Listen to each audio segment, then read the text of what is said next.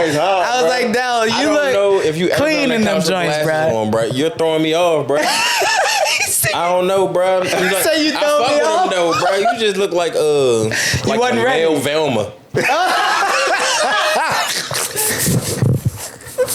Bro, that was so accurate. Like the actual glass is tight. Like the male Velma, bro. The glass is tight though. That's why. Give me the gold bottles with the ice, just so they see how I'm living life. This what the dream was every night. Thoughts of a team lost in the lights, yeah. And now my fam, they need me. And though this life ain't easy, look what we achieved. They can't see what I do, I got tunnel vision. Said that I was crazy, I stick to the mission. Yeah, I just work my ass off and spending all this cash, dog. Yo. Welcome to the couch.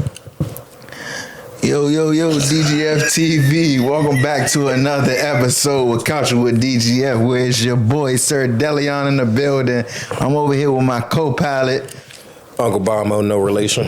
And today, I got my main man. Shit, it been some time, bro. It been a good little moment. Been a minute. It been like 7, 8 years at least. Something like that. Yeah, no doubt. Yeah, but got my man Emm. Shit, a rapper, a business owner, shit, photographer. Jack of all trades. Jack of all trades, man. Anything you need, he may get. But I'm gonna let him spit into the mic. Let him introduce himself a little bit. What's good with y'all, man? It's your boy, the Kid Emm. Your favorite rapper's favorite rapper. You feel me? AKA Versace Poppy, Mr. the VP, the jeweler. You know what I'm saying? AKA CEO of Drip Too Hard Jewelry and NSM Entertainment. Get at me. I'm the plug. Yeah. Let's do it. Yeah. So, bro, before we get started, man, we do a ritual when we come on this couch. Yeah. We take a shot before we get started. Whew. All right, then. So today we got... Hold on. I got it. Shut up, dude. Yes, sir. Today we got G4. This is everybody on this couch first time trying it. It's G4 Reposado. You do pour your own poison. Okay. All right, fair enough. I'm a little heavy-handed. You don't want me pouring no liquor. We taking an actual shot? That's your shot? That's his shot. That's on a good day. That's on a good day. But go ahead, man. Pull your poison, man. Step in and lock in. You feel me? Hey, I'm already saying, like, out the gate, that was heavy as fuck. that pour right there, my boy. That was a little heavy. That joint heavy. I'm hoping that drink good, too. If it's not, well. then Nico Bow. That's crazy. Hey, today I got a Ling No Core. Shout out them. Sponsor me. Ooh. Hey, Ling No Maryland in the building. You feel me? Hey, and today, before we take this shot, I got the first person to smoke some hookah with me on this couch, man. Shout out, man. We get in where we fit in. You feel me? We ain't never scared. Your turn, brother. You ain't gonna hug the hookah. I'm gonna pass the hookah. You feel me? Appreciate behind you though.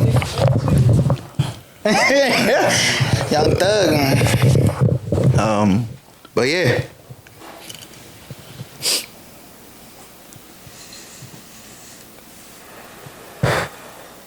Right? Yeah. Yes, sir. Tastes good. Hey, well, brother. What's that, raspberry? Bubble gum. Oh. Yeah, a little different. I was like, this shit was fruity and They don't even want to reach all the way over there. So before we take this shot, I like to give people their flowers. Bro, ever since I met you, you've been on your hustle, you've been on your grind. I appreciate your company. We always going up, we always finding new things to get into, whether it's yourself, me, or together. So I appreciate you, one, for being on this couch and fucking with DGF family, but also coming to share your brand to other people. So, that's it. Hey, I appreciate y'all having me, man, for real. Yes, sir. Cheers to that. Cheers to that. My co-pilot, as always. Oh, that's delicious. Wow. That is good. This bottle a little expensive for me. I'm on some cheap shit, but that was good. That was good. Yo. It was way smoother than I thought. Yeah, for sure. It wasn't like no. And I feel like the finish also was nice. You know how like there's like a gross bite a lot of times at the end, or it's like real bitter. That was like it was smooth all the way through. Yeah. I appreciate that. Nah, for real. Shout out G for sponsors. Yeah. Yeah. Oh, bro, you want to kick it off today, or let's get started. Sure, you got it, bro. Shit. Well, I'm gonna always start with this. Why rap? Man, I'll be honest. Like, I didn't actually like make a decision to like rap. It kind of just fell in my lap. My homeboy Alex used to like freestyle on the way home from school all the time. So like we would just mess around and just try to rhyme and stuff. Mm-hmm. But when I moved away from where I was at with my homeboy Alex being around me all the time, I was just in a new environment. So I was a new kid. I was just like real quiet. I ain't really fuck with nobody, I'll be honest. Yeah. I was like kind of to myself. And then I just made a couple new friends, and one of them happened to rap and say, hey man, like I'm going to the studio, do you want to come? And I, just being interested, you know what I mean? I just went with him, and he asked me to do a verse like there in the studio. I never wrote one in my life, and I sat there. It took me a long ass time to write it, but I wrote it and I recorded it. And then he dropped his mixtape, and people at school kept saying, who's that kid on your song? Who's that kid? And he was like, that's the Kid Emm, because my name's Michael. So he just kind of I don't know, it just came out that way. And that's when the Kid Emm was born. 2 birds, 1 stone. Your name came from. Yeah, you name just came from it. So that's my next question. Why they call you the Kid Emm? But you just explained it. Yeah, man, it's weird because like when I went to the new school, I wanted to change like who I was. Mm-hmm. You know what I mean? Like it felt like a reset for me. No, yeah, because like I was playing sports at my other school. Shout out to Gaithersburg High School. I was playing sports. And I was like just heavy trying to be like a jock, basically. Yeah. And like when I moved, I was like, yo, here's a chance for me to reinvent myself and kind of do more of like the things I actually care about, instead of just trying to like be with all the kids that play the sports. Because you know how it is in the city, man. Everybody want to be the best at whatever sport it is. It's just competitive. So that was just like how I was moving, you know what I mean? When I came out there, I was like, now I can kind of just focus on what I really love, which was skateboarding at the time. Okay. And I got linked up with some skaters, and like, you know what I mean? I like grew my skills as a skater, and I got real good at it.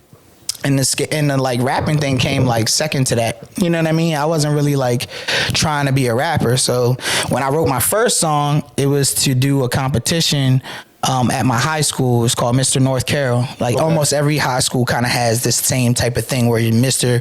Gaithersburg is a thing. You know what I mean? Yeah. Like you it's like the most popular kid in school, and you win because you have some type of talent. So I didn't know what my talent was going to be, and I was like, well, I'm not going to skateboard on stage and do some crazy shit and bust my ass and be embarrassed. You feel me? So I was like, let me go ahead and like write a little song, because this is something I like doing right now.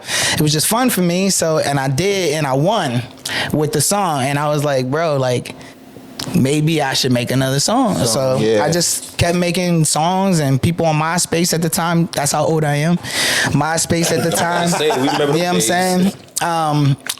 They was like fucking with me on MySpace, and then some opportunities started happening where people started asking me to come do shows and stuff like that. So I just kind of stayed with the music just because it was a fun thing for me to do, and like kind of more of like a mental outlet that I didn't know at the time. Like, you know what I mean? Like some people use poetry, some people have their own stuff, but that for me was like my release. I was like, anything that I was going through or in my head, I finally could like release it in a way. Yeah. So yeah, man, and I just kept doing it. People kept fucking with my music, and then I got more opportunities, and yeah, man, and just kind of got into a place where I got signed, and and from there I got signed again. You know what I mean? And yeah, shit became like more than real when I started doing tours and opening for people like Drake and Future and Fat Trell. Fat Trell was like a big influence for me when I was growing up. Him and Wale, because I'm from Gaithersburg. So if you know that area, you know what I mean? Those are like our 2 goats for real. So, for sure. Yeah, it was just like really cool to like see how things kind of just snowballed from something that wasn't meant to be like taken serious. That's dope. That's dope. So you've been rapping for how long? I started rapping when I was like 16. My first actual like voice on a track with 16, but I got signed when I was in my 20s. The first time I got signed, I was 19, and I got signed to a development deal, and they were trying to like. I was in a group at the time, and they were trying to like kind of make us like an audio push. I don't know if y'all remember them. Audio push or like New Boys, like it was around that jerk area. Yeah, so they were trying to like really like push us in that way. And then the style they were trying to give us was like Outkast, like the look. So like imagine if Outkast's designer met with like the New Boys, and that's basically what they tried to turn us into. So that deal didn't really work out because obviously they were trying to make us something that we weren't. So, and groups are hard to be in because not everyone's focused, not everybody's on the same wavelength all the time. So like we did really good while it was going on. You know, our first show we actually performed for Fat Joe and Koch Records. So it was really cool, like to have somebody like of that status, like in the building. That's big. Yeah, it was pretty cool. So yeah, man. And then once like the group kind of split up, then I was like, I might as well just do my own thing, you know, and just keep going with that. And then I found out like what was going on YouTube. This is when the YouTube rapper like era started. It was like the beginning of Wiz, the beginning of Mac. You know what I mean? So I was seeing like, oh, you don't need to sign with a label. That's the first time I ever saw something like that. It was like, yo, I could actually do this on my own, like all on my own. So it was pretty cool, like just knowing that I didn't have to put all this pressure on myself to get signed. You know what I mean? So that's what kind of kept me like moving forward, was like just knowing I could do whatever I wanted without having to have somebody over top of me telling me, oh no, you should sound like this. Oh no, you should dress like this. Like I wouldn't even have dreads if it wasn't for that first deal. For real? I swear to God. Swear to God. That's cool. Remember when I said they was trying to have us like be like Outkast? Yeah. They wanted to me like back when in the day. I don't remember if you remember when Andre 3000 had gel twist. Yeah. That's what they started. My dreads started off as gel twist. And and it just like once they started getting a little bit long, he was like, "Fuck it, I'm here now." I was like, I ain't gonna cut them off. So I think, and correct me if I'm wrong, bro. I think this. And no offense to all the other rappers we have on it, but this might be the first person that actually like fully been signed that we had on the couch. Jenna? I don't think so. And I'm talking about like big sign. And like I said, no offense to all the other people on here, but they're still working to get there. But they're still working to get there, and Emm is a little seasoned. You know, I'm old. It's another way to say I'm old. The people that we had on the couch been doing it a long time. They all younger than us. Okay, so, yeah. Plenty of time. I'm getting at that because since we ain't never have that, talk about that experience, like even being signed, how that even works and how that even looks for like the younger people out there who doesn't know what that even consists of from the contract level and everything that goes with. You know what I'm saying? Okay. So basically, when I was young and like first getting into all this, I didn't know there was multiple deals you can have. I had no idea. So like there was distribution deals, there was publishing deals, there was management deals, and then there was record deals. And basically, when you sign a bigger deal, you have all four wrapped into one. Typically, you have a management deal that's underneath the record label, and the record label owns your publishing.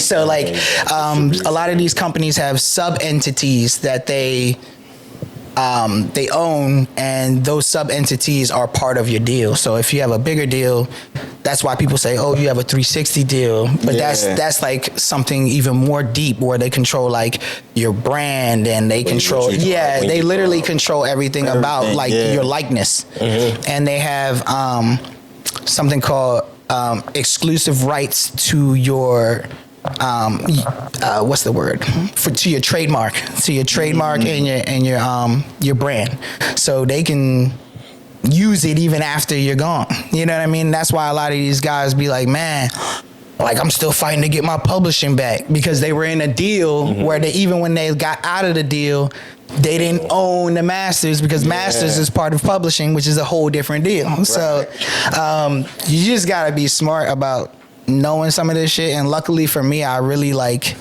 was set on being independent. You know what I mean? Like I was really lucky to come up in a space where I could see other artists doing it independently. Currency, you know what I mean? Like Wiz, all these guys were doing it on their own. Yeah. And I was like, okay, cool. Like I don't really need a label. So every time a label kind of came to the table with me, I had motion. You know what I mean? I was doing 20,000 every video on my music videos by myself. You know what I mean? So they saw oh, he's doing shows on his own. I was booking my own shows. I was literally doing everything a label does for you.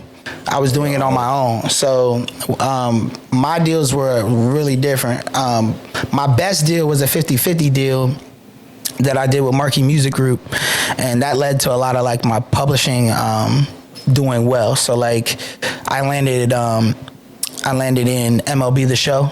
That it's like a big baseball game. Yeah. Okay, so you can hear my music on the game. Yeah, multiple of my songs are featured as walk-up music in that game, and it's been since 2020. So every year when it drops, that's it's a guarantee that my song's gonna be in it, which is really cool. So stuff like that doesn't really happen unless you have a good manager or you really know how to submit for publishing opportunities, because a lot of artists don't even think about doing stuff like that. That's the last thing they think about. They worry about the streams. But the real money isn't in any streams. Once you do that stream game long enough, you realize that you're fighting for fractions of a penny. So once you realize that, it's kind of why am I even bothering? You know what I mean? With focusing on that. So I just focused on content, and then trying to do brand collabs. I worked with Dove's Men's Soap, Tresemme, that big hair company. They used my song for Fashion Week, New York Fashion Week, and just little things like that. There's people who pay me just to use my song on their podcasts, on their YouTube gaming channels, stuff like that. People just pay me direct, which is gonna pay me 10 times more than 1,000 streams, 1 million streams. Out of 1 million streams, I made 3 racks. You know what I'm saying? Think of it like that. They're not really worth. It's the stream game is kind of dead. So if you're an artist out there, some advice for you is just to kind of focus on the stuff most people don't tell you, which is submitting for publishing opportunities, because literally all it is submissions. You find out what they're looking for a movie, soundtrack, commercial, whatever. They will tell you the opportunity if you go to the right places online. You submit your music for that, and then you can get some residual money that's going to come in every year. So that's probably your smartest play as an artist these days, is to really stop chasing streams and start focusing more on your back end and publishing. Man, he giving y'all $1 million worth of game for all drop this on Patreon. Y'all might gotta pay for this shit. Nah, he definitely giving y'all $1 million worth of game for all the young artists out there that's trying to come up right now. He been through it all, so he, Are you still in that deal? Or? No. Luckily, I'm out of the deal. You still doing your? I mean, if I honestly, I believe to this day, if I wanted to, I could sign another deal. But we're in a day and age where it's so out there, and the information is at your fingertips. There's really no need for you to get a manager unless they have motion. My manager, he had motion. He used to be a DJ. He worked at Pacific Records. You know what I mean? When I went out and did my media run for in LA, I went to Slacker Radio, I went to Dash Radio, I went to BPM Supreme, which is a huge DJ record pool. It's the biggest one in the world.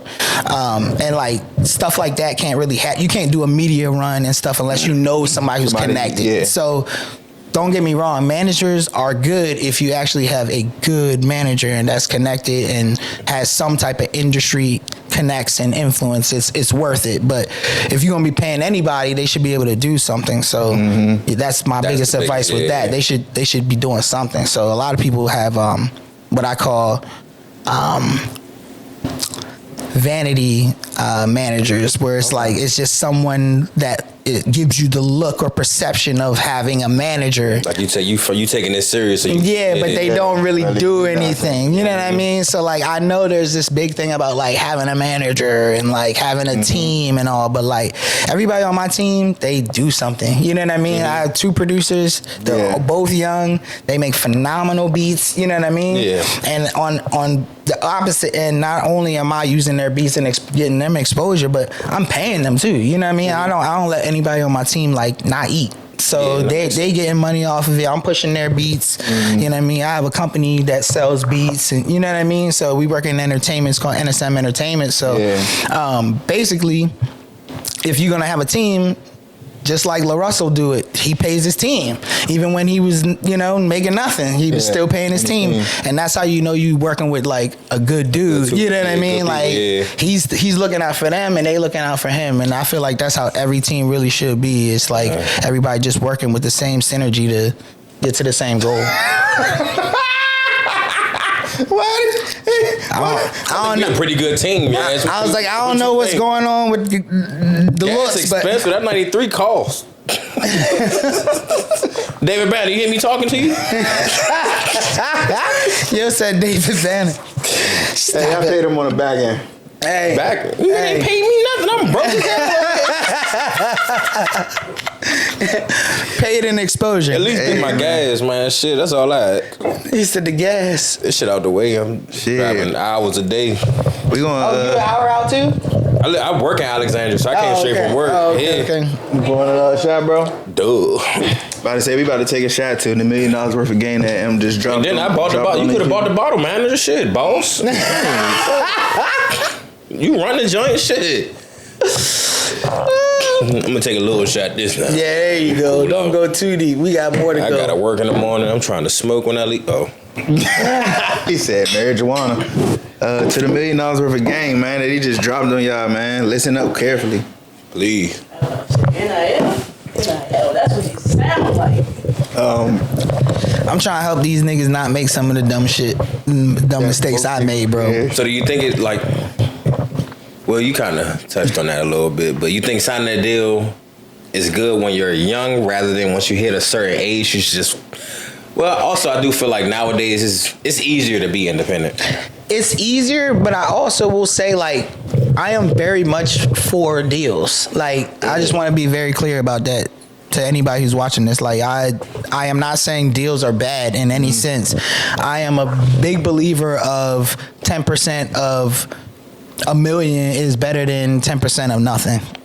For sure. So I am not here to tell you not to get a deal, but I do want you to understand that you should have leverage. And understanding when you have leverage is very important. When not knowing that you have leverage is the biggest way you can get taken advantage of. So like the first thing you want to do is build your own fan base, build your own motion, start doing shit on your own.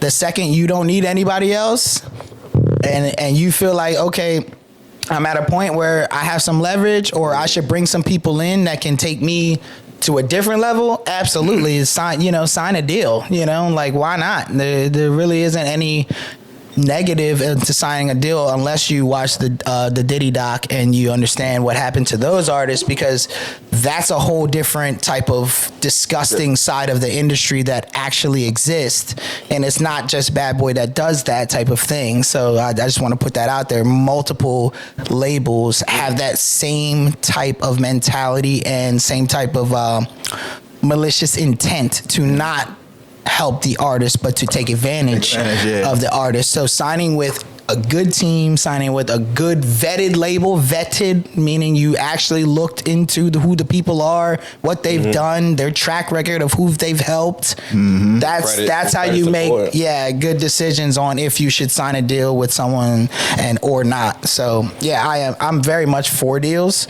I'm just saying, like, stay independent as long as you can if it's making you money. But if it's not making you any money and you're just dumping everything into it, and someone comes along and can help you, not dump all the money that you have into this shit, because this is an expensive game. Oh, we had a million conversations about that. Yeah, this is an expensive game. So like, if you can mitigate that in any way, do it. Absolutely. For sure. What you got? Oh. Motherfucking Black Clark Clint. I like the glasses, yo. I fuck with them. I'm not gonna lie. I was like, Dell, you look if you clean in them joints, bro. You're throwing me off, bro. I don't know, bro. So you throw me off, though, bro. You just look like wasn't ready. male Velma. Bro, that was so accurate. Like the actual glass is tight. Like the male Velma, bro. The glass is tight though. That's why. Nah, I'm already knowing these hard. I fuck with them, bro. I'm not trying to hate. I'm not trying to build on you or nothing. I fuck with him, bro. It's just he wasn't ready. He wasn't expecting it. And he'll come with a little different look. What's the name wore hers yesterday? Who? You people? She wore hers yesterday? Yeah, I'm already know. It's just like seeing y'all in glasses. Like I'm not used to that. Yeah. When you at work and shit, I peep you in glasses. That's fine. But like as an everyday type thing, it's not. Some everyday I can wear whatever. Yeah. Bro. This is not normal, bro. This is. I used to do the personality glasses, bro. Like dead ass. Like I was like, I used to date this chick. And she was big into designer stuff, and she was like, oh, like you look so cute in these glasses. So I had these little Prada like personality. They had no prescription, bro. It was Prada, no prescription for no reason. Niggas just walking around feeling smart as shit. But it make you feel good. When I seen you with them glasses on, I said, at least he ain't got the quarter zip on. I said at least, yo. Before we started this, at least he had that quarter zip on. Stop it! Stop it! Quarter zip on before you I didn't see that. That's crazy, bro. Yeah, that's crazy. That's when I went to work, and you feel me? See, hey, he went to work though. He went to work. Now I'm in the swag of the DGF. Yeah. You feel me? You know, DGF's. Hey, and I just want to say, I fuck with the young brothers wearing the quarter zip. You feel me? Like sometimes you do gotta get the fuck up out of the hood shit all the time. You know what I mean? You have to switch. I like seeing y'all niggas switch it up a little bit. It's nice. I can't lie. Like I appreciate it. I don't know who started that trend, but big ups to you. You know what I'm saying? I love seeing black people look educated. You know what I mean? You know how them trends start straight in internet. Yeah, of course. I'm sure. It took one person getting on TikTok, and then that's like, all I'm about to start wearing quarter zips now. Nah, that's all it takes. You know, LL Bean coming up heavy right now. Oh, it is.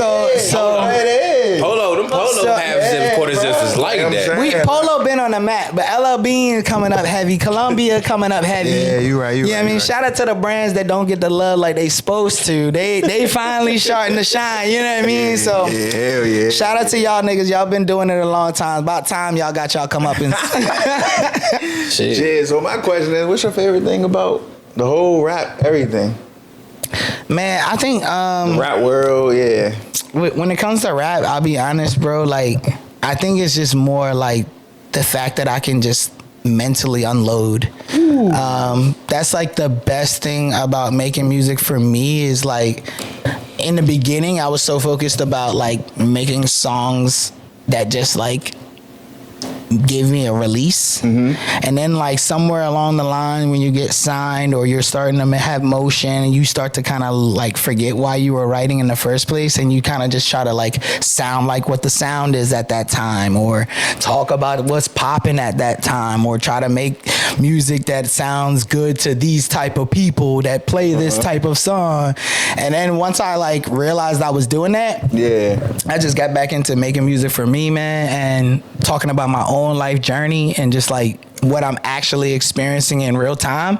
And that was like a whole different thing. Like before it was like, oh, like not I'm depressed, but like I have this shit bottled up that I need to say. Now I'm kind of just like, my life is more like what's coming out in the music versus me like hoarding these feelings and stuff like that. It's like my actual life is just being written out.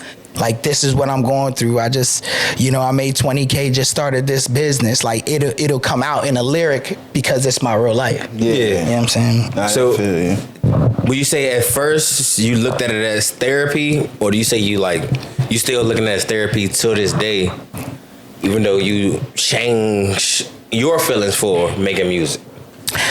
I think in the beginning it was a therapy for me, but I didn't know it. You know what I'm saying? Like, I actually started making music like when I wrote my songs for myself, not the first features. You know what I mean? Not in it, because obviously you gotta conform to what everybody else is doing when you do a feature. But when I first started writing my own songs for me, it was about optimism. It was about having some type of direction in my life, having like something to look forward to. I don't mean to cut you off. Are you a Larry June fan? What's up? You a Larry June fan?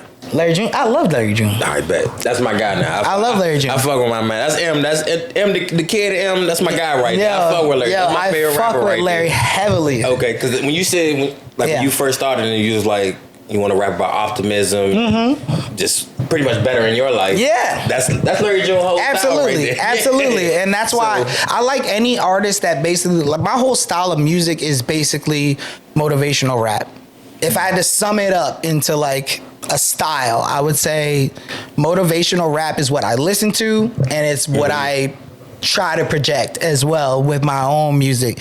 Not even like consciously, it's just kind of like part of me. And I think that's just like because my mom's a pastor, my dad's a pastor, you know what I mean? Like most pastors are like preaching to like help people better their lives, look forward to like being a better person, you know what I mean? So like I guess like growing up with that like ingrained in me, like it just kind of like was something that just came out with the music without me even trying. So then I would listen back to my songs and I'm like, oh, this is a positive song. You know what I mean? It wasn't like I wrote it and I was like, oh, like this is gonna make people feel, like people feel real good. Like I never actually had that in mind. It was like, I want to feel good. I want to look forward to this. I feel like this. You know what I mean? So I love that type of style of rap. Anything that's like authentic, I appreciate, but anything that like makes me want to do better in life, I'ma listen to it again and again. You know what I mean? Like that's the type of shit I'ma just bang over and over. That's dope. I get that 100%. That's dope. Shit. So, bro ain't never seen you perform, but you know I seen you perform. Firsthand. Multiple concerts. Shit. I think a couple times on stage with you. You feel me? How's that experience, man? Cause when you invited me to that and I lived in that with you, it was a different experience for me because that's not my life. But y'all be lit, bro. Y'all be lit.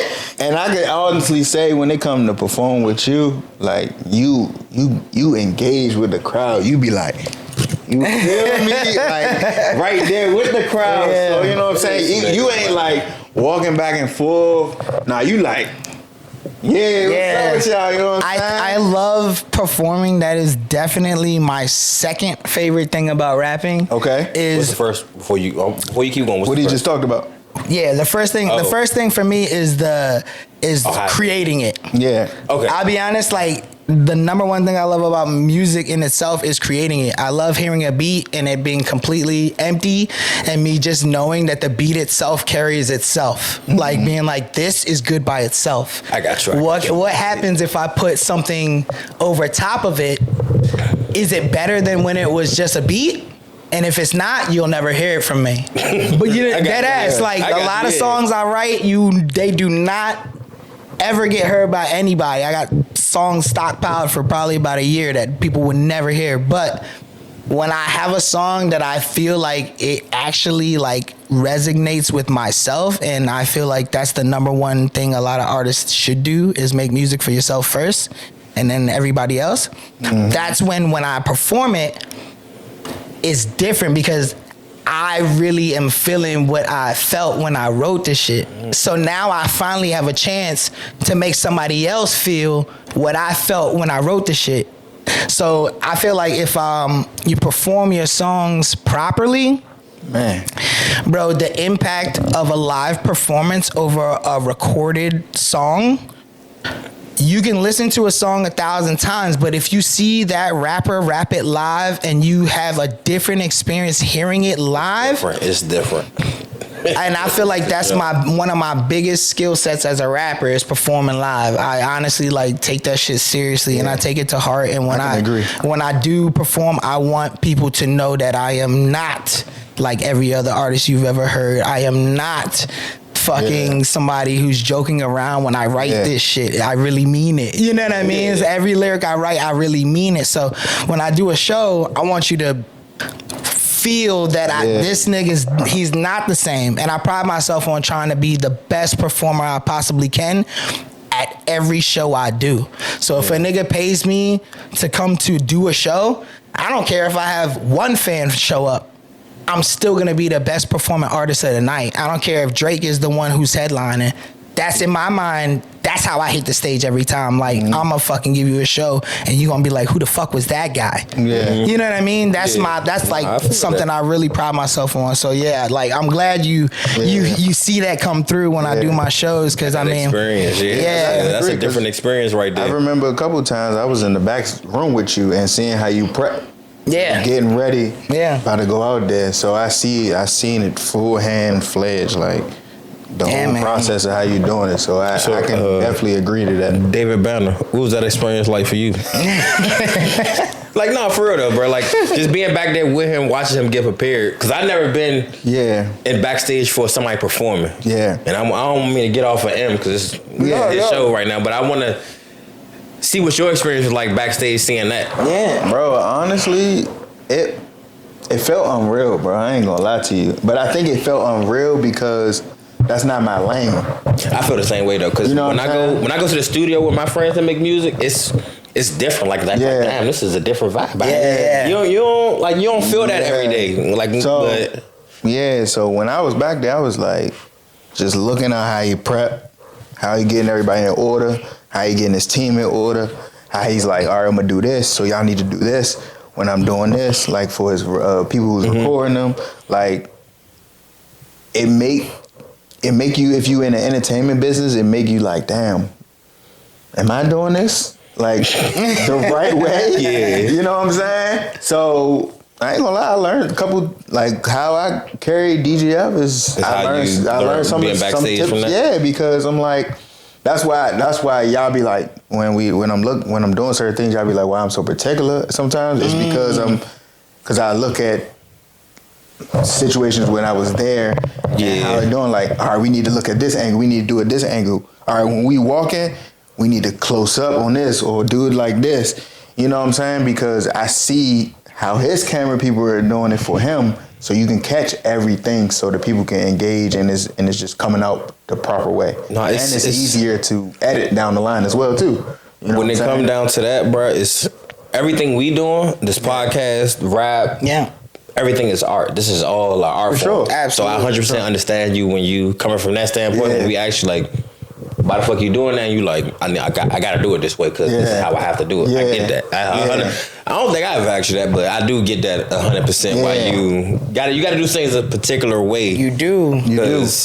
It's art, bro. Like this is an art form. And plus, you want people to engage in you that certain way. Or how you presenting yourself too. Absolutely. You know what I'm saying? The brand, you feel me? Yeah. As someone who owns an entertainment company, bro, like the biggest thing about entertainment is retention. You feel me? Like in any sense. Yeah. In any sense. I'm gonna say I'm a service advisor, so retention is very important. Yeah. Okay. I need people to come back. Just keep coming back. Yes, I get you. Absolutely. Yeah, man. I'm like real, even like down to the props. Like Dell will tell you, like, man, I'll hot glue my props and I'll break cardboard down. I will do the littlest shit for my headline shows because I want my show to be on that level. You know what I mean? I want to be the artist where like I come to open for somebody else, but I'm the only artist who comes to open up who has props. No, I'm going to be real. Every concert I've been to a lot of concerts, and no opening act has props. I'm an opening act that always has props. Never seen it. Typically, I always have my props. If I don't, it's because the show. I can definitely say that. Yeah, because I've been to at least like 4 to 5, maybe 6 concerts of yours. Man, damn. Yeah, you've been to a few for sure. But yeah, I value the little things like heavily, and I appreciate my team too, Christian, MJ, you know, all the guys who've been with me a long time, Casey, my DJ, man, everybody has bought into the brand and understand that's like, even though it might seem like diva-esque at sometimes for me to ask them to do certain things, they at the end they understand. You know what I mean? And like that's something that I really I'm proud of, is like my madness, there's a method to it, and there's a reason behind everything that's anal about me. You know what I mean? So shout out to teams, man. Yeah, shout out to anybody who's got a team that is supportive. For sure. For sure. Have it. You do. Shit. Well, you spoke on it, so I'm gonna transition a little bit. You spoke about the entertainment business. So now you was an artist. Yeah. You had your run as an artist. Yeah. You opened up for big name artists. In your career. You had labels. You was signed to a couple deals. Now, on the receiving end, as you get older, you became more on the business side of things. Absolutely. So how's that transition been for you?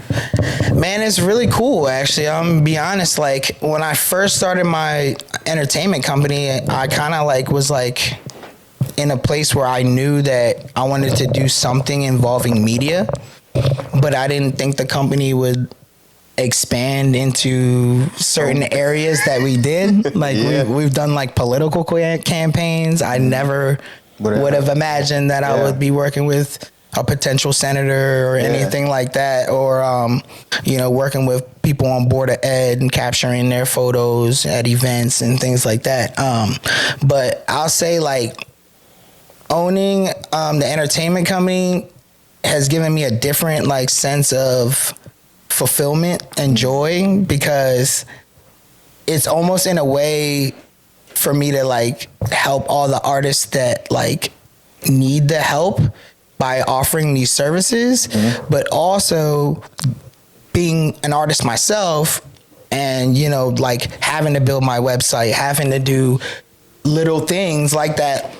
I have a different understanding of like why things need to be done, why you should want to do things a certain way, or even just like seeing somebody succeed. Like, oh, they wanted their website built and I took all the photos for it. And then we started with the photos, but then it's like, okay, now I can bring my team on and Elvis is helping me code on the back end to do your website. And now I'm talking to you directly about your vision and your goal for your company and what you want things to look like, and bringing other people's visions to life. At the end, when the website's done and I could say my company NSM built this website and I see like what it started from, which was nothing. You know what I mean? It's like great to see that for somebody else instead of just for myself, because I could be doing that all the time for myself, but doing it for somebody else and helping them grow their business or capture their content or help them throw an event, you know what I mean? Like whatever it may be that they need for their particular marketing need, it just gives me a different sense of joy. Like, you know, being like, man, like I'm glad I could help this person do whatever this goal was. They set this goal, they didn't know how to achieve it. My company came in and we helped them achieve it. And now they can just check it off and go to the next goal. It's like a different type of success. You know what I mean? It's like my success now is helping people build their own success. Oh man. And that is probably the coolest thing about my job right now. You know? So he just tapped into, before you go, bro, he just tapped into what DGF is at heart. Dreams get fulfilled. We like to see other people win. He just said it to a T. And why he did what he did, man. So shout out that for sure. You know what it is, man. 2 questions for him. I'm asking one at a time because I want him to get into. Okay. I wonder well, think about them while I ask this. One, what does NSM stand for? Okay, so NSM stands for Never Stop Motivating. Never Stop Motivating. We are the motivation behind every brand. Any brand that we work with typically is a startup, or they're already a brand that's got motion, but they need some type of, I wouldn't say you need the motivation, but you need something that we offer that is keeping you motivated towards a certain goal. So I said as an artist, you know, like motivation is more so my music, you know what I mean? So it just only made sense to create a company that also was in some form of, or fashion, was like providing some type of motivation for someone. So even if you come to our website and you see that we offer a service that you need, you feel a little bit more motivated to do that, because you're like, okay, man, we really needed you know, a content team, or we needed a brand identity or a strategy, and we come in and we help you with that. You was already motivated anyway. Right. We the reason why you didn't stop being motivated. We kept you going. So like that's basically why I was like, yo, never stop motivating is like the perfect name for this company. So that's what the NSM stands for. And then what services do you offer? Like name of just drop a few of them that you offer. Just a couple website development. We offer social media management for any artists that are like out there trying to get traction on like TikTok, Instagram, YouTube. We handle like content creation. We do music videos for a lot of artists. Shout out to a mess. We just dropped Visions. Shameless plug. And yeah, like, you know, basically we just, anything that has to do with the entertainment space, we're in there and we can handle it. But for the most part, we focus on media and we focus on growing brands. So those are the two things. Development and media are like our biggest things that we try to help brands with. So that means photography is in there if you need a photographer. It is. It is. Videography. Yes, I do shoot myself as well, but I also have people on my team that are like phenomenally better than me. Like Brad, shout out to Brad. He shot all my videos since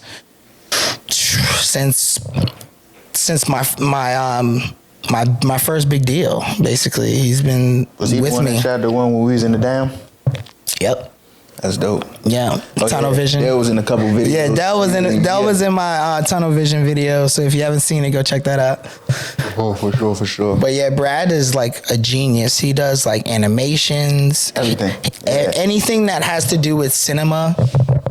He's a genius, and I've learned a lot from him myself. So like, yeah, the team has people who have been doing this for 10 plus years, you know what I mean? Like decade or more of experience. And that's Elvis too, with the websites. My photographer, MJ, he taught me how to shoot. I mean, everybody that I work with literally has been doing it for so long, and they were a part of my original team. So that's why they also work with the company as well. So. Hey, check him out. Dell did a photo shoot with me. That thing looks sweet. It's on the page. It's on the page. Yeah, shout out to that was me that day. Shout out to me. For sure. But nah, bro, go ahead, for sure. I was going to ask you feel like you stepped back from being an artist to run NSM? Or I do. I'm working with two artists right now, like that I have heavily put my like interest and focus into. One of them is a mess. The other one's name is Fenor. One's a singer, one's a rapper. What makes them both like completely different is a mess has this super deep voice.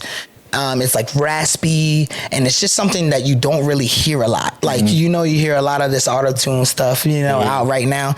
He raps, and like his voice is just unique, like a Slim Thug or like a Paul Wall. Like these, you hear certain voices, and you're like, you know exactly who that is. Yes, that is his biggest trait. Is like he has a very specific voice, and his cadence is like nothing I've ever heard.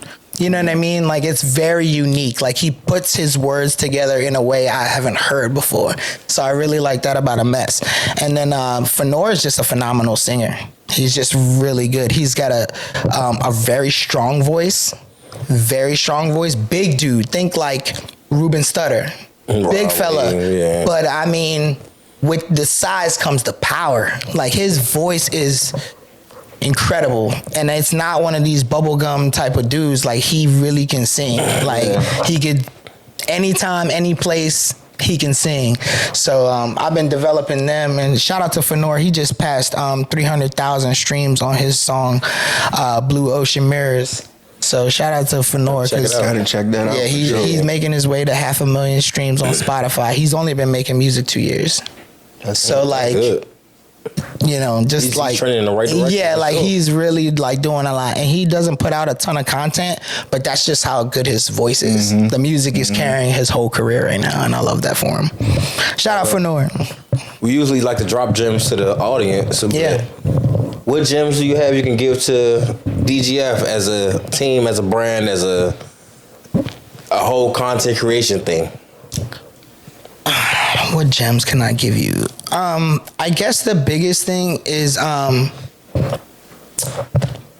been watching some of y'all podcasts, and I love that you guys do like a raw, uncut, authentic thing that a lot of podcasts are very cut up, and I work in content creation, so I completely get the angles and, you know, why they're doing everything, how they're doing it to make it look nice. But I love the rawness of this, so I would say keep that. Don't abandon it, because that's a very unique thing that I think you guys have going. And I feel like a lot of podcasts, as they grow, they want to start doing things differently. And I feel like you should keep that. Like, do like maybe edit it, but like, don't edit out the bloopers. Don't edit out like the dumb shit. That goes on. Like I think that's a really cool thing that you guys should keep ingrained in the actual brand itself.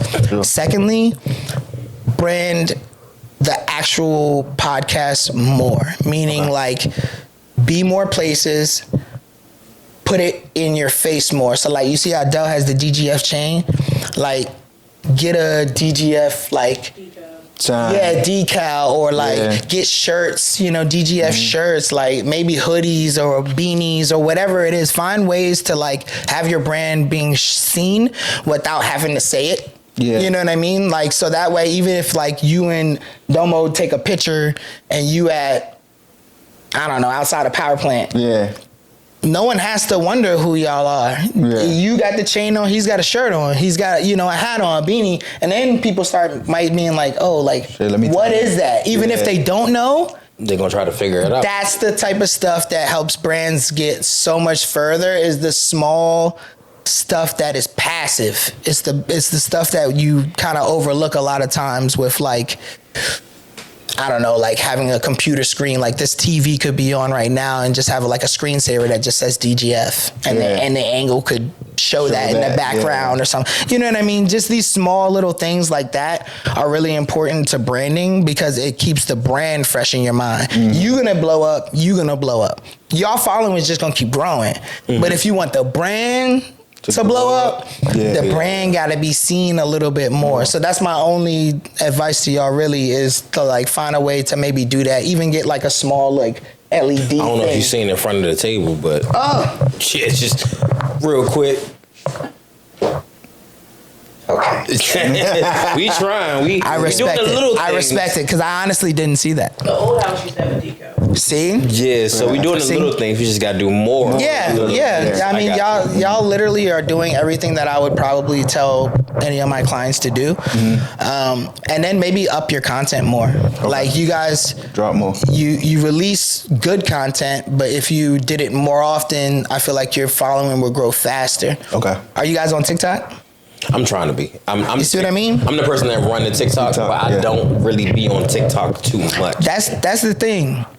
If you don't want to do shit like that, go on Fiverr. Pay a nigga $10. He'll post it for you every time you know what I mean? If you really not like, if you're not a person who wants to do certain things, that's why I was saying earlier about having a team. Everybody can have their position. If Domo's a dope ass MC and host, and Dell's the brand organizer and you know, who goes out and gets the interviews and stuff, and she runs the camera, everyone's already got their role. Add somebody in. Maybe you can have somebody in India, you know, doing that for you, and just and doing the tedious shit you don't want to do. Like, okay, well, here's all our clips for the week. Go put it on YouTube Shorts. Go put it on TikTok. Go put it on. There's even Vimeo and like places that people do not think about. There's a place called Rumble. You ever heard of that? Yeah, I have. it's YouTube. Yeah, Rumble is I heard YouTube, Rumble. but it's just not popped off like how YouTube has yet. Yeah. But eventually, It will get there. so- Yeah. it will get there. Put your shit on Twitter. That is one of the most controversial We don't have a places. Twitter, actually. I'm sorry, SpaceX. Not Twitter. Oh, I'm sorry. X, I'm showing yeah. my age again. But anyways,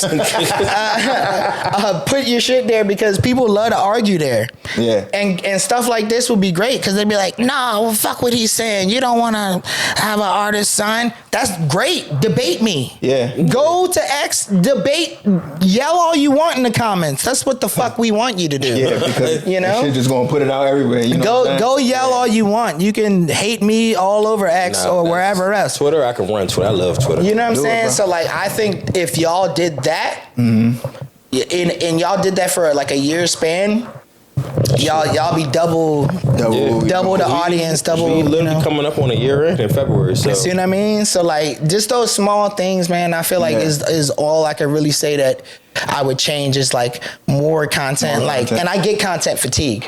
I want to say that's a real thing too. As someone who makes content for other people, it is a fucking machine to do content 24/7, especially if God. you're doing it yourself. Hell yeah. It's like if you look at my IG, like I don't post like how I used to because I'm doing all this shit that I'm talking about for other people. Yeah. So like myself, my own brand, luckily it's been able to hold steady and my fans are really cool about giving me grace on when I release music and I talk to all my fans. Like I literally talk to all of them in DM. If a fan has ever DM'd me, I've responded. Yeah. Until you on some bullshit, because there's a couple of you that have been on some bullshit, then I stop responding. Because y'all sometimes y'all try to pick my brain a little bit too much, and I'm all for helping niggas out and, you know, talking to people, but there are people that try to like Do too much. take advantage of, you know, of like situations, and some people that try to wrap you up when you got shit going on. So yeah, sometimes you can't rap to everybody for an hour, 2 hours, but yeah, you know, just keep doing what y'all doing, man. I don't think y'all doing anything wrong. I just think you can amp it up. Yeah. That's it. Hey, bro, that was a amazing question, bro. when he said when it wasn't just when he got off the topic of only rappers, and I realized he's really running an entertainment company, I thought that was a question I want to ask him. That's why I'm trickling down. Like he went from rap to business to entertainment business. Yeah. Like just trickling it down. But nah, that was a wonderful question because We can use that. we can use that for sure. They put a battery in my back to go even harder. No doubt, bro. No doubt, bro. Y'all got all the right ingredients. I got a I'm few telling you. ideas too. We're gonna talk about that later though. For sure. Hell yeah. And if you also want to hire NSM Entertainment, we also can help you with the content. You know, we getting there. That's another We get option. It's another option. We could talk about that off podcast. We getting there. Shit. Em been my man for a little minute. Hey, he is coming. We got get some. there. We'll get Hey, there. man, Em got a little sneaky things coming out in January. I just want everybody to stay We've talked about some tuned things. of what's coming. But surprise. See, that's how you know that nigga's the boss, but don't pay nobody. Fuck that. I'm over here hungry as hell. There ain't no snacks on the table or nothing. You could have brought some chips. Yo said no snacks. No snacks is crazy, We man. ain't never got. We got liquor, no chips. I be hungry as hell. after Look work, at no man. chips. Shit. Damn it. Damn it. Oh man, shit. That's hilarious. You want to venture into the next lane that he's Yes, in? indeed. Yes, indeed. I'm trickling down. So we went from rap as an artist to now on the business side of things, being an entertainment business and running that. Let's talk about this drip though. Okay. Let's talk about the drip because you mentioned it earlier. Drip too hard. Yeah. You know what I'm saying? You got the drip on you. Yeah. Ain't the wild. You made it. You made it yourself. It came from you. Yeah. Let's talk about that lane. Like, how'd you get into that? The ins and outs about it. How, you know, even running the jury business. Yeah. Right, bro. You know what I'm saying? Yeah. Give me 2 minutes. I'll be right back. Drain the main vein. I got a toilet bag or something. It was that first shot, bro. I'm telling you. I'm telling you, that that shit was half a glass. cup, Yo. right? That shit took him out, bro. I'm telling you, that half a glass. For sure. But yeah, talk about that, bro. Yeah, Like, man. So Drip Too Hard is my new jewelry company. We started it in January. I was very, very fortunate to just run into some people online that were looking basically to partner with other people in the United States to do business out here, but they didn't have the licenses. They didn't know how to maneuver out here. So I met a lady named Amy online. And she happened to do jewelry, and she was partnered with a company run by a guy named Juan, who does actual bench work. He knows how to melt all the gold down. He knows how to, actually twist the Cuban links with the machines and file everything and do everything by hand. So I was very fortunate to run into Amy, and she was like, well, I want to start doing the business in the US, but I don't really know how to get that going. When I said, well, I do marketing. I have a company called NSM, and I do photography and I do videography and I do all this content and stuff like that. So I said, hey, what if we partner? You do the bench work. Yeah. I do all the marketing on the company. I bring in the clients. Yeah. And that's basically how our friendship started. So that started last year. And then I was like, okay, well, let's do our first couple pieces. So I had my own couple pieces made to test the waters, and then we did some rings, then we did some chains and stuff like that. So I had to vet everything, make sure it was legitimate, and make sure that everything would be smooth before we proceeded. Then I found a guy named Rajesh who does watches. He's from India, and he hand sets all the stones himself. He puts all the links together. He had gotten the all the shells from Cartier. You know what I mean? They sell them wholesale. So a lot of people don't know this, but all those big brands like Prada, Gucci, Chanel, all of them are based out of China, and there's multiple warehouses that they source their stuff from, and actually just put the name on top.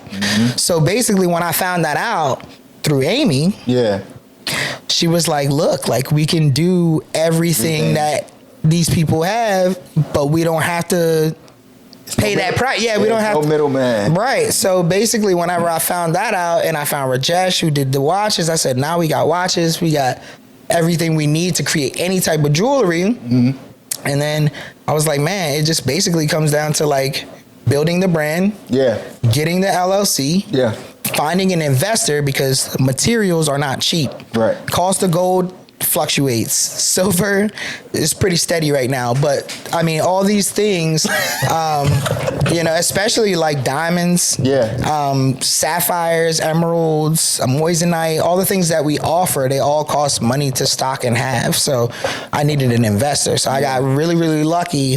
I had happened to have a good relationship with a business owner who had sponsored one of my videos in the past.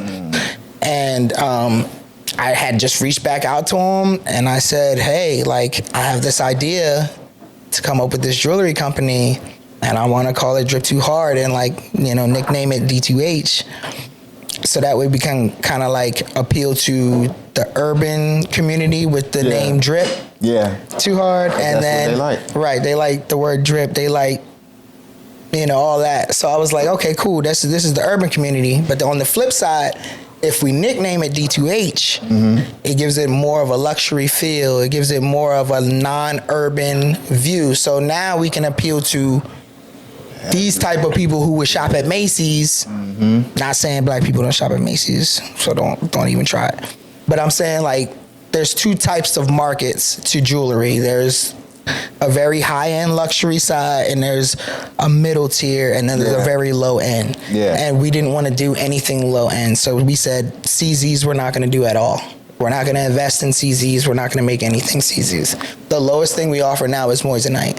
But sapphire costs more than moissanite, but moissanite is just a better stone. So I usually encourage people to get moissanite because it's, one, cheaper for their pocket. For sure. Two, it's gonna outshine the sapphire. Sapphires get very milky and over time. Yeah, they get milky and dull very easily. So I just kind of loved the fact that the moissanite stone was kind of finding its way into the mainstream market. Yes. With people like Katy Perry and some of these other celebs like really understanding the ethical side of it. Yeah. Because everyone was always about diamonds, and diamonds have always had a stigma of blood diamonds, and then lab diamonds came into play. Yeah. And then it was like, oh, cool. Well, if they're making diamonds in lab form, you don't even need anything else besides something that's lab grown. Yeah. But the difference has to be that the stone itself can hold up against time. And it has to be something that's going to be brilliant. So that's what made me be like, dude, like, I think moissanite is probably the smartest thing that anybody can buy right now. And that was the main staple that I wanted to push with our brand. Was I was like, we need to be in that middle market where you can look like the $100,000, you can get that $100,000 look, but you also don't have to feel like you bought cheap junk. Yeah. You know what I'm saying? Like, that's what's great about moissanite. The stone itself is almost as hard as diamonds. Yeah. It outshines diamonds.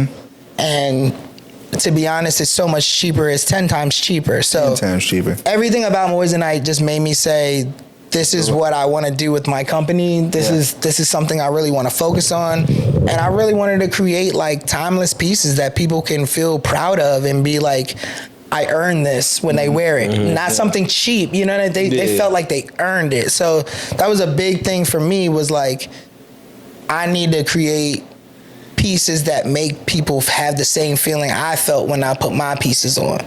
You know what I mean? So that was a big thing for me when creating the company, was like, these pieces we need to offer custom pieces, not just run-of-the-mill tennis chains and what everybody else is selling. Custom work is really like what we pride ourselves on. So that's why I got into the jewelry, man. I always liked flashy shit, when I was younger. Like, I wouldn't say I grew up poor, but like, I definitely had to struggle in my life because my mom and dad split real early. So since 5, I was the man of the house. And like, watching my mom work all these jobs and, just to make a living. Yeah, and being home alone, like, while I'm young, just certain things that you go through, like, that other people that parents have both parents and have both parents have money, they don't go through type shit. So I was like, man, I need to figure shit out. You know what I mean? That was like my biggest thing about life. Me and my mom didn't get along either, so I moved out at 18. I was homeless for a while. I was crashing couches, bro.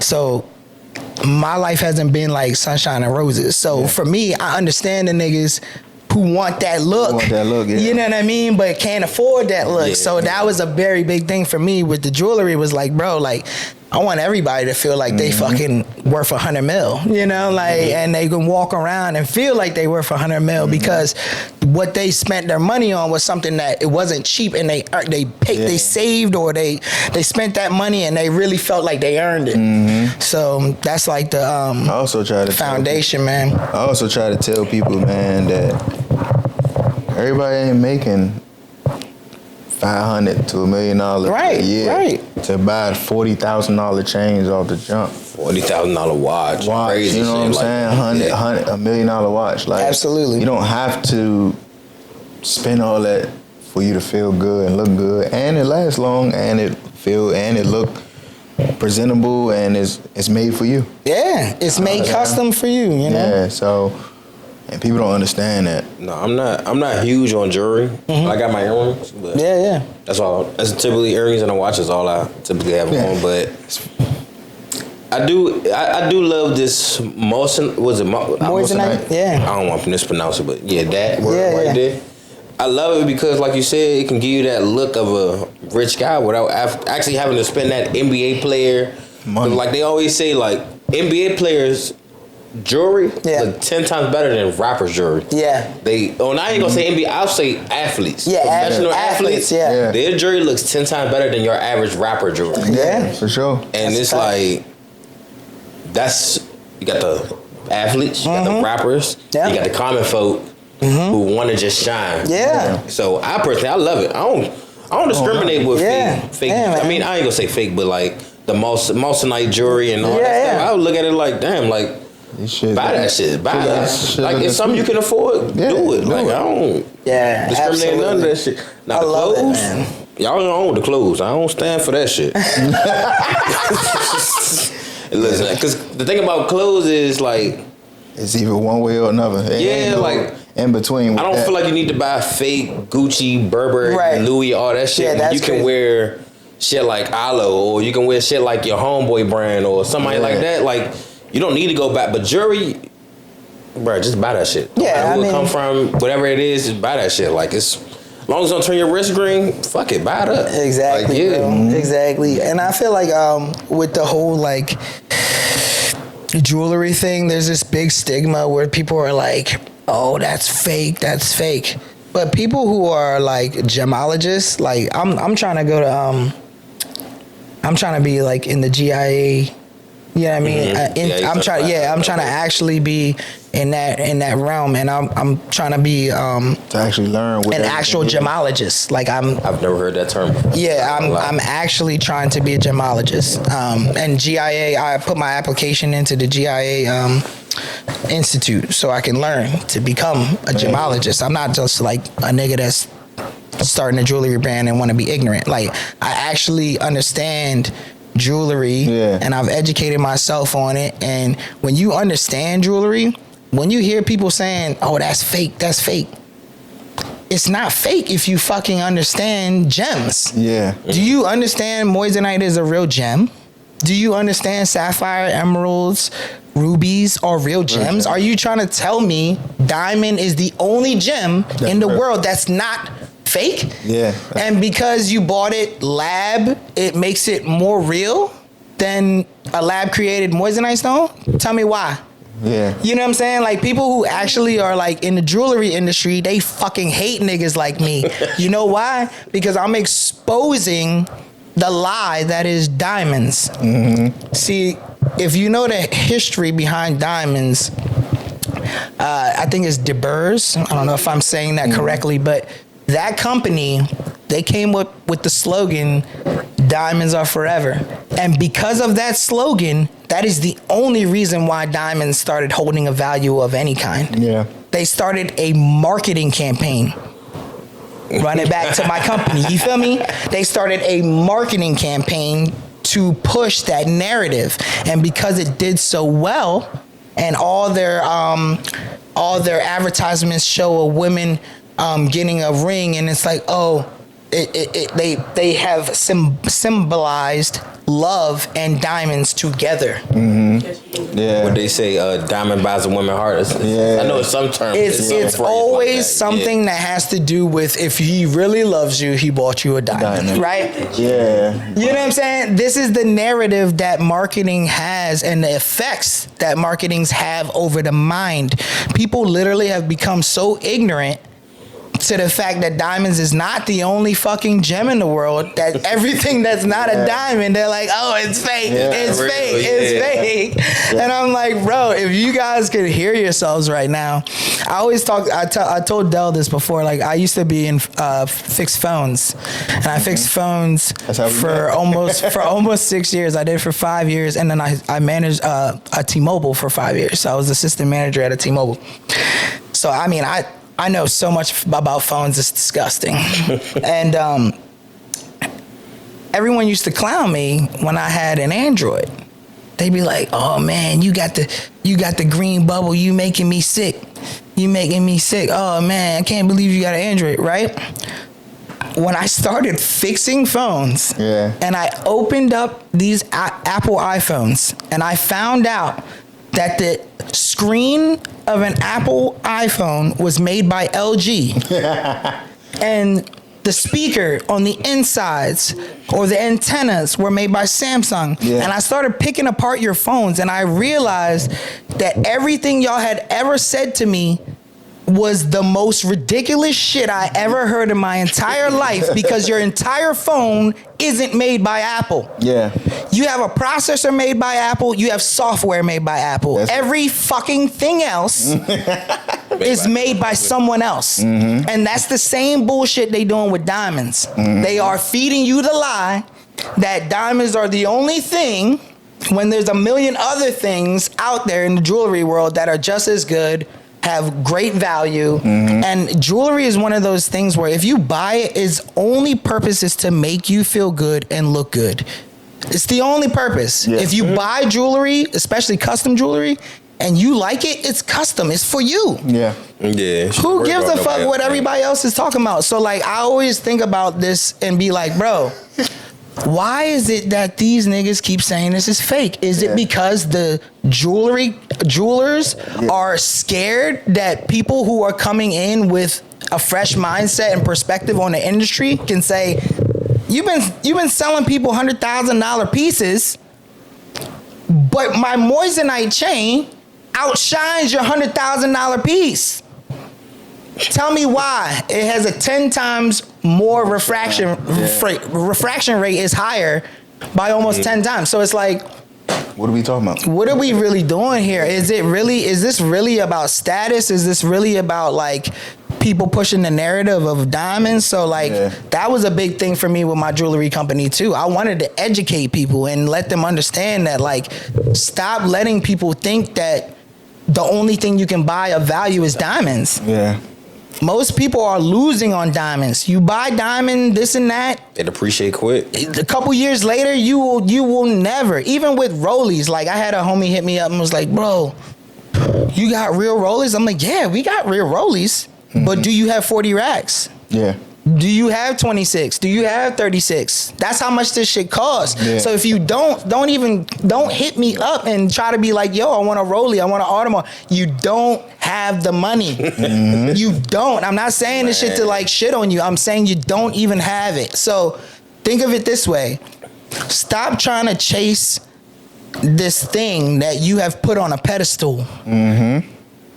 It's not what you think it is. Amen. And it don't matter if you get it.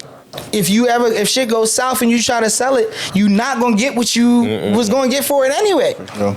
So unless you're buying jewelry for yourself, why you know what I mean? You trying to impress somebody else, or like everything that I buy, every ring, every watch, everything that I do is like for me to look good first. Yeah. When I put my shit on, I look in the mirror and I say, "Damn, that shit look." Damn, yo. I feel like a million. I look good. You know what I mean? I don't ever look at myself and be like, I wonder if they're gonna like this. Yeah. Nah, never give a fuck about that. That's just weird behavior for real. So I don't know, man. Like, I just want to say to anybody out there buying jewelry, buy the shit for yourself. Buy the shit because you actually want it. Don't buy the shit because you're looking to impress somebody. Yeah, like, I mean, just stop that. Yeah, stop it, man. Just stop that shit. And stop telling these niggas that they wearing fake jewelry. Educate yourself and stop trying to big up yourself because you bought diamonds, which honestly is probably the stupidest investment you can buy right now. If you're gonna buy something and try to make some money off it in jewelry, buy some fucking gold. So the only thing you should be buying is gold. I guess we gonna do a dumb shit because I used to get my earrings from K's. Nothing wrong with that. And I spent $1,200 on an earring, the quarter of the size of the earring that's in my ear. Did you lose it? Instantly. Month later. I'll say I had that earring for like 6 months. I lost it. These earrings, I got these from Swarovski and spent $60. And I actually love Swarovski, by the way. Bulova.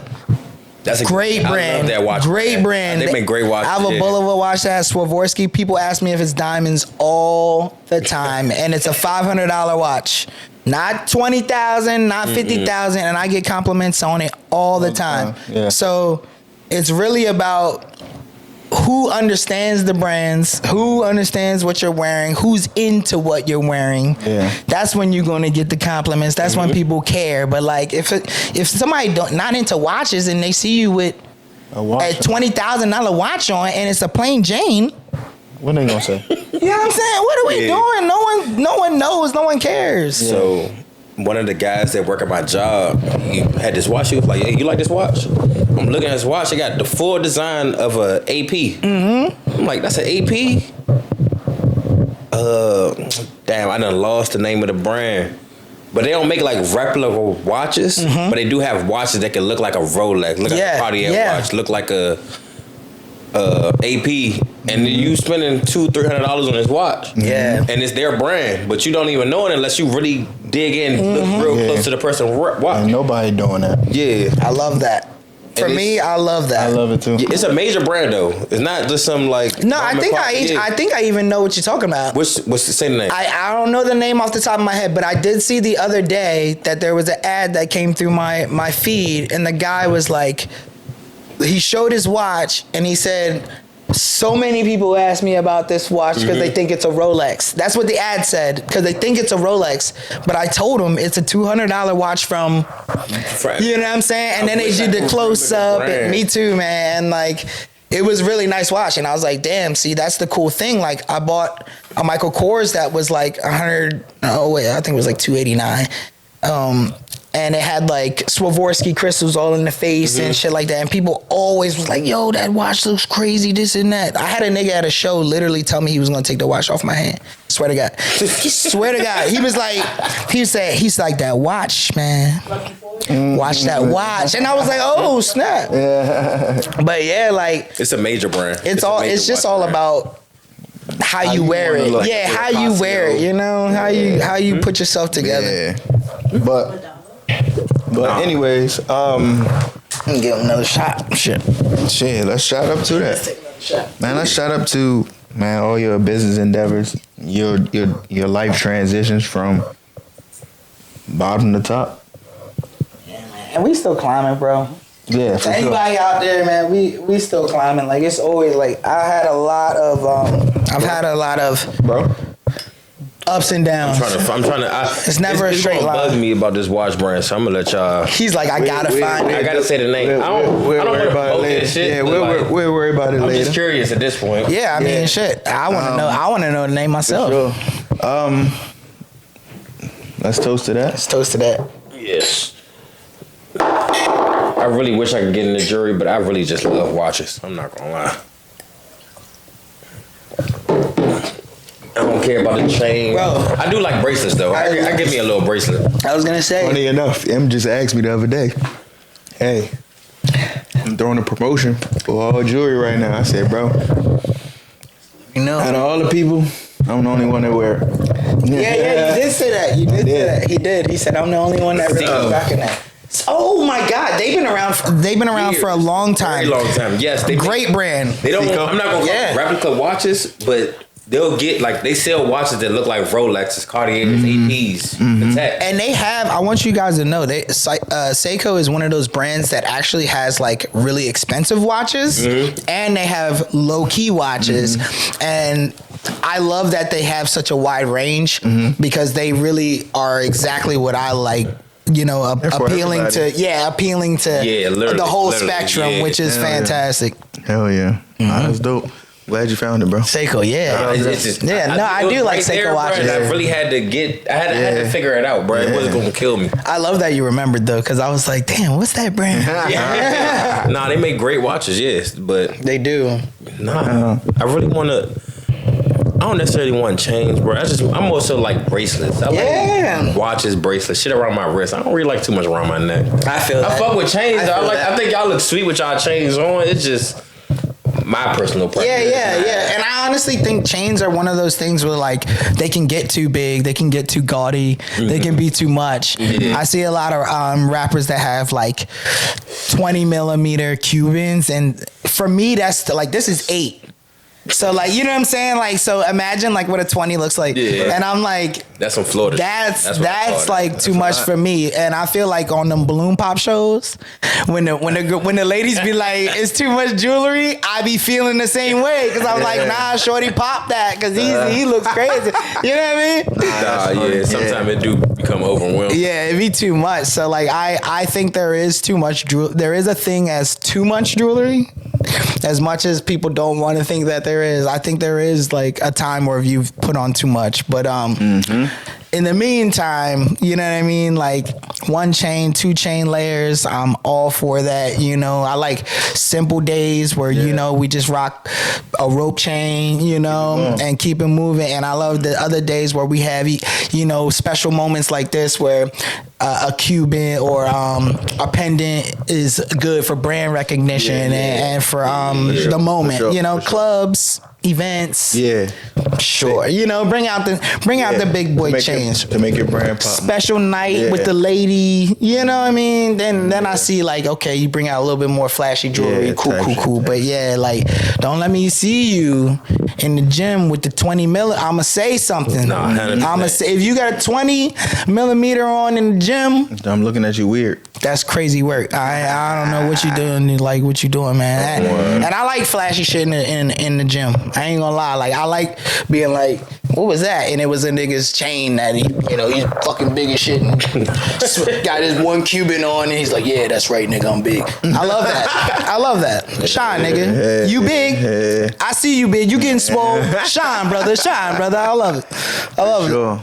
But nah, before we get up out of here, number 1, where can they find you at on everything from Jury. you, business, and jury? All right. Well, you can find me on Instagram at the Kid Emm, DAKIDEMM.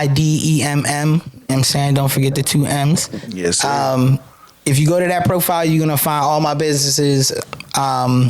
NSM, Drip Too Hard Jewelry. It's all in my bio, so you can go there and just, you know, click one, and you'll be right where you need to be. Yeah, you know what I mean? But basically, I mean, my websites is on there. Everything. So it's a one-stop shop. If you stop by my Instagram, you'll find everything that I'm about, basically. Yes, sir. Hey, and there's all this information going to be in the description on the YouTube and the description on the Instagram when we post, so y'all know where to find them at, how to reach and get in contact with them and everything for anything y'all need moving forward. I do have a personal question though. All right. So a lot of people might not know this. Okay. You married? Kids. Yeah. Yes. I was gonna ask. I seen the ring. I was like, yeah. bro. I am. You married with kids. Yeah. What keeps you going, being as though you do have a wife and kids at home? Bro, like, I really feel like my legacy is what keeps me going. Like, knowing that I have my kids to leave my companies to, knowing that I'm trying to retire my wife one day. Ooh. You know what I mean? Like, I have, like, probably people would say my goals are, like, insane. But, I mean, I want to own an island. Get one 400,000. I said it's obtainable. Let's do it. So and I've said that before I even knew how much an island could go for. You know what I'm saying? Like I've had like crazy goals like from a youngster. So like, and my friend Sean, I know if you watching this, I know he can attest to this. I'm talking about since like 16, 17. I've been saying I'm gonna own an island one day. So when it happened, you heard it on DGF first. You feel me? That like I really am setting the bar like high. So I just want to. My end goal in life is to have a island that my friends, my family can go and vacation at anytime, and just enjoy themselves and enjoy life and forget any type of problems that they might be going through and stuff like that. That is literally one of my highest levels of goals in my life that I'm trying to achieve. But I really want my kids to like not have to want for anything. That's like that's the biggest. That's the real main goal. I'm like, bro, if they could just come up and have it like 10 times easier than I did and not have to fucking figure everything out, you know what I mean? Like after high school on their own, and like me be still there, you know what I mean? That's a big thing for me too, like keeping my family together, like having 2 parents in the household, something I didn't grow up with. I want that for my kids. So yeah, man, that's like my biggest life goal is to just retire my wife, get the island, and have my kids be straight. Hey, amen, brother. That's what keeps me going, man. No, that's beautiful. That should inspire me a little bit more. I'm in a relationship. Yeah, bro. I'm the closest thing in this room to being married right now. Mm-hmm. And that's my next biggest goal for myself, to actually pop the marry question. my girl. Yeah, man. Yeah, I really want to marry that girl. And I'll tell you, like, once you get married, bro, it feels so much better being in a actual team. Mm-hmm. I know that sounds like crazy, but like people like they date and that dating stage, there's still that little bit of doubt that you could get out of it, or that little bit of like, I don't want to deal with it. Like, I right? can leave whenever I want. Yeah. Yes, but the second you get married, you actually start thinking about us. Like, you're still an individual, and I feel like a lot of married men, like, they sometimes forget that you need to have your own shit going on. You still need to be your own individual, and your wife does too. Like, it's very important just for your own mental health, because you're with someone all the time, so you gotta have some type of separate things going on. Individuality. Yeah, so like, I would say, man, when you get into that relationship, like after marriage, that's when you start like setting those goals together. Like, oh, we want to have this many kids. We want to have this trip on our bucket list. Like, we want to go to, like, my wife want to go to Greece. She want to go to Italy. I have shit I'm working towards where I'm like, I want her to go to Greece. I want her to go to Italy. You know what I mean? Yeah. And like, it's shit that you wouldn't even maybe think about it for yourself. But because you have a partner, it's so much easier to get to that goal. Yeah. You know what I mean? Like, I'll be honest, like, I could never have started my businesses without my wife. You can't just decide to start a business one day and be like, you know what? Fuck everything. You know what I mean? Like, I'm just gonna like not have a job and start this. You know what I'm saying? Like, you're gonna need a nigga to be like, all right, well, I can hold this down for a while. You know what I mean? Or like, you might want to think about doing this in the meantime. You know what I mean? Because like, having somebody to bounce ideas off of is one thing, but having someone who knows what the life goals are and what you're working towards, that is a different type of teamwork that can really like bring a lot of shit into perspective for you. Like, my wife is she's in college right now. She's a nurse, and she just became a forensic nurse on top of being a normal RN. So she's got two things going on at the same time. Shit not sweet. I know it's not. She works 3/12s and she likes it that way. Very minimal. 3/12s, wow. 3 That's days. a good shift though. And that's like, it. yeah. She's what done. nurses do. She made it. She made it smart, you know. She didn't want to work a lot, and her last job she did work a lot, but nurses have a lot of options. That's the good thing about nursing,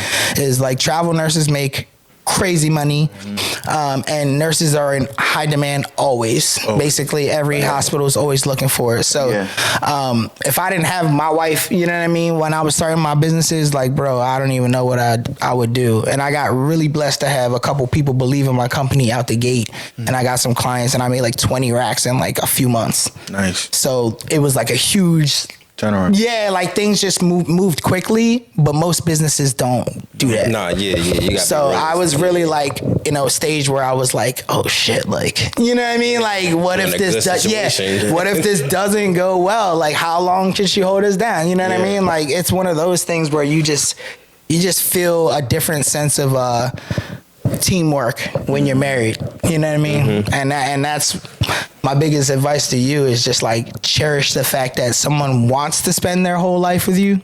You know what I mean? Because I mean, Jesus Christ, like, that's a long ass time. It's a long time. Niggas can get tired of you quick. So if somebody says yes, that motherfucker that's a ride or die teammate. You know what I mean? Like, outside of even love, it's a team effort to even just be in a marriage and make it work. So for sure. Yeah, man. I hope I am around for when that question happens.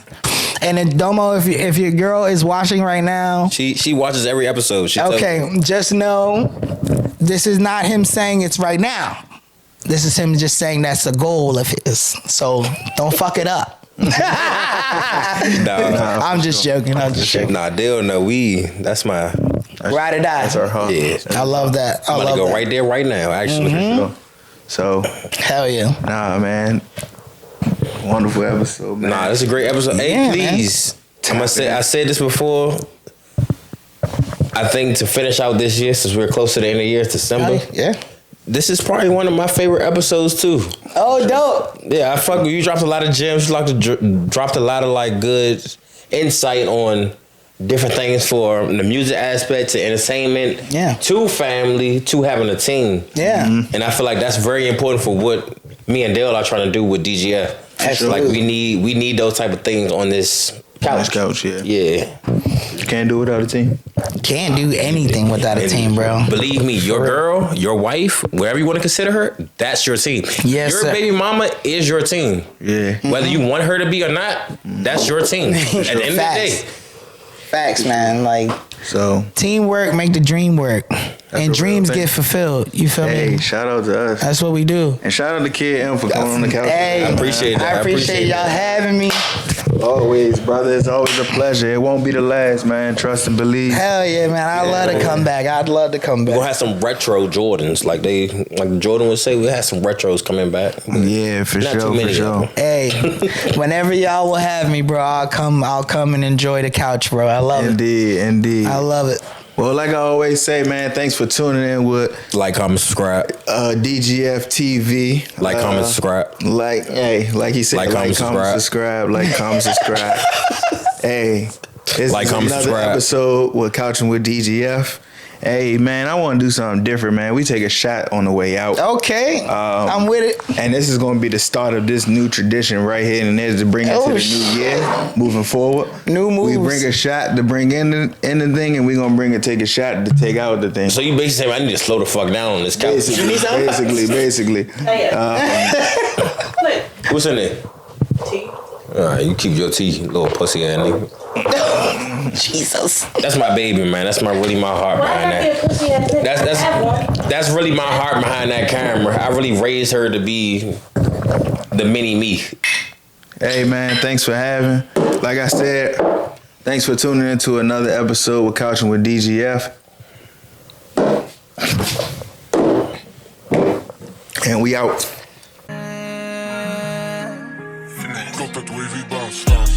They can't see what I do, I got tunnel vision. Said that I was crazy, I stuck to the mission.